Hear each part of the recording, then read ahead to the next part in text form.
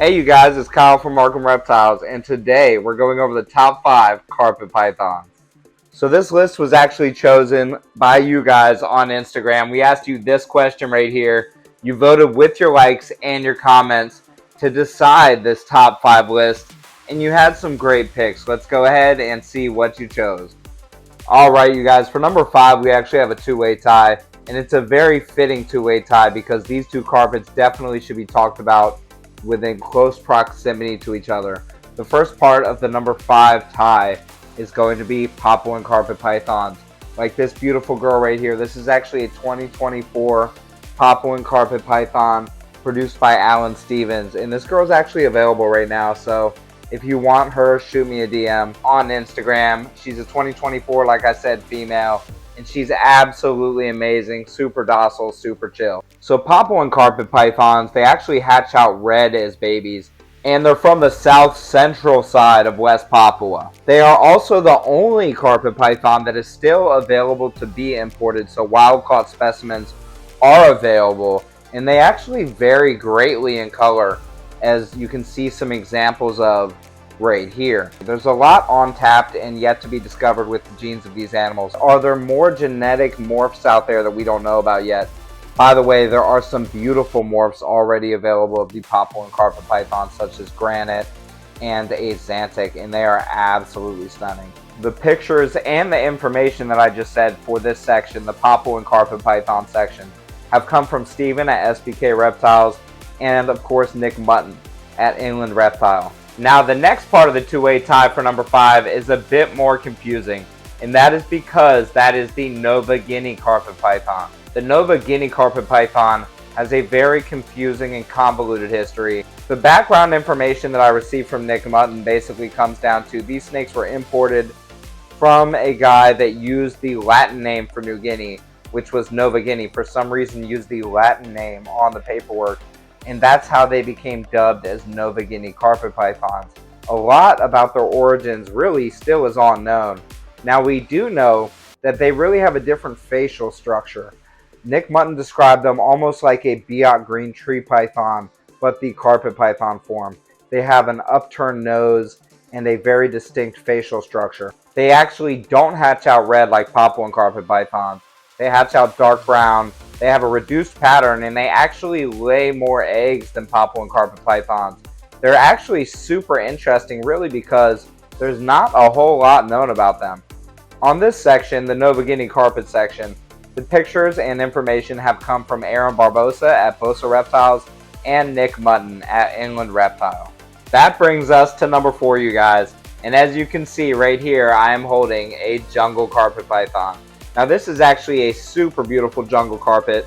Its father was a male Palmerston locality jungle, and its mother was more of a traditional yellow and black banded jungle, and he's absolutely beautiful. He's a 2024 produced by Will Philippek, and he's actually available right now. So if you guys want this guy right here, he has almost a full dorsal stripe, some crazy side patterns. He took a lot of the Palmerston locality traits from his father. This guy right here is available.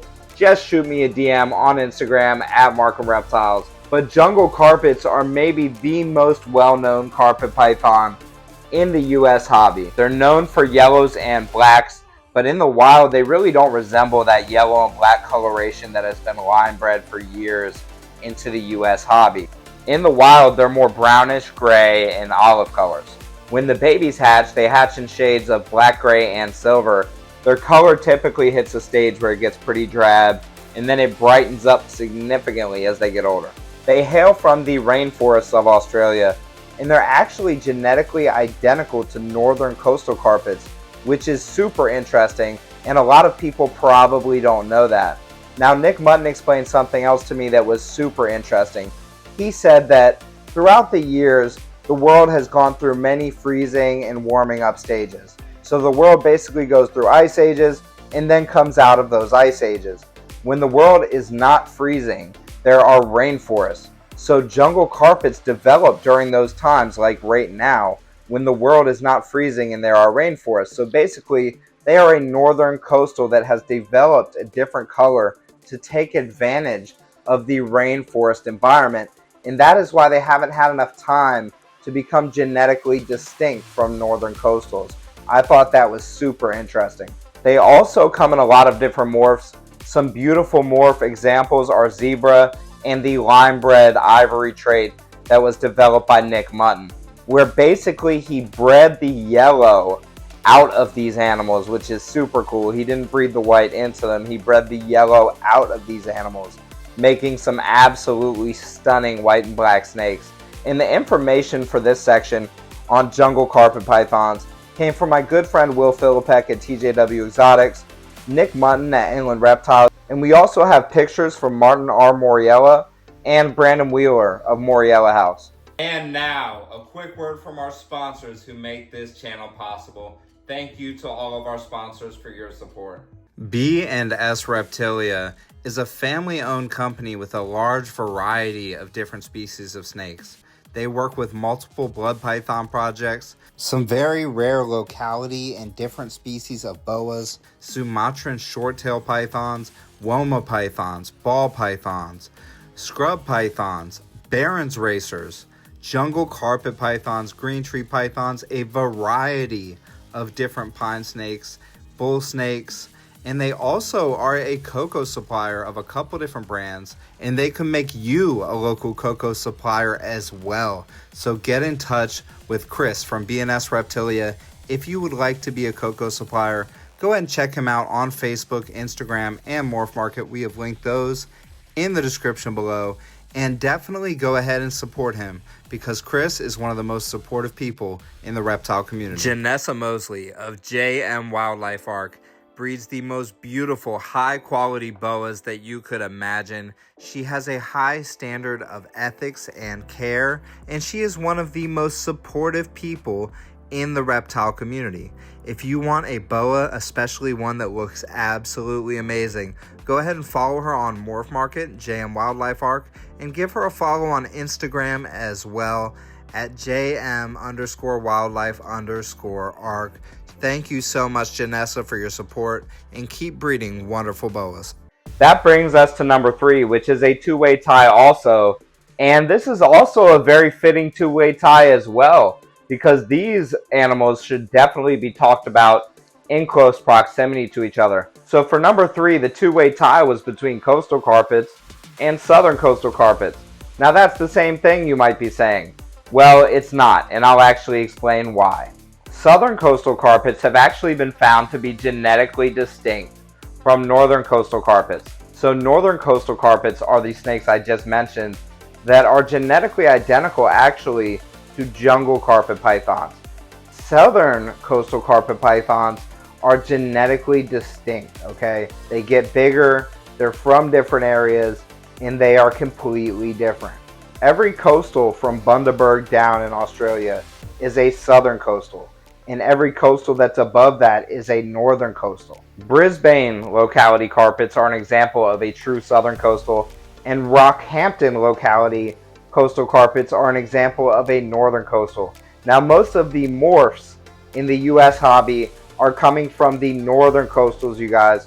So it's very hard, if it's not a Brisbane locality, to find a pure southern coastal in the US. We really don't have that many of them. And at the same time, it can be hard to find a pure northern coastal too, because the southerns have been mixed in with those morphs of the northern. So Rockhampton, like I said, is a good example of a pure northern coastal. Southern coastals have the potential to get larger. Now, none of these snakes necessarily need to be huge. Don't overfeed your snakes. But southern coastals do have the potential to get larger than northern coastals. The information in this section came from William Philippek at TJW Exotics and Nick Mutton at Inland Reptile. And I actually have some wonderful footage here from Lucas Lee at Centralian Exotics that I used during this section. Big shout out to you guys. Coming in at number 2, we have diamond pythons. Now diamond pythons are absolutely beautiful, so I see why they got so high on this list. Diamond pythons are native to Southeast Australia. They're generally known to be pretty calm. They have yellow and or white speckling, and like I said, they're absolutely stunning, beautiful, eye-catching snakes. They inhabit a large range of areas, including mountainous regions, and as a result, they can handle temperature changes very well. Now, I met Buddy Buscemi at the Gettysburg Reptile Expo, and Buddy was telling me about something called diamond python syndrome that he was seeing in the earlier days of people keeping diamond pythons. Basically, this came down to people possibly overfeeding and definitely not keeping diamond pythons cool enough and giving them that natural drop in temperature that they would experience in the wild. Now, I know this temperature drop is key for breeding them as well. It's also key to give them this temperature drop to keep them alive for the appropriate amount of time. Now, Buddy said, given this temperature drop and not overfed, diamond pythons are the hardiest carpet python he has ever come across. That is a direct quote. So they definitely can be kept well for a long period of time if you just give them that cool off period and don't overfeed them. For the information and pictures on this section, we of course have Buddy Buscemi, GTP keeper. We have Martin R. Moriello on some pictures, and we have Brandon Wheeler on some footage and pictures as well. Big thank you to all of you guys. Coming in at number 1, what do you guys think it is? We have Bredl, the Bredl's python. This is a carpet python that is genetically distinct and native to Central Australia, more specifically the central region of the Northern Territory. They're known for their reddish coloration with a pale banding that is surrounded by black scales. They're generally regarded as very docile, though that is of course an opinion, and they are also regarded as a very hardy animal, and that is because of the fluctuations of temperature that they experience in the wild. They hail from a very arid area that also fluctuates greatly in temperature.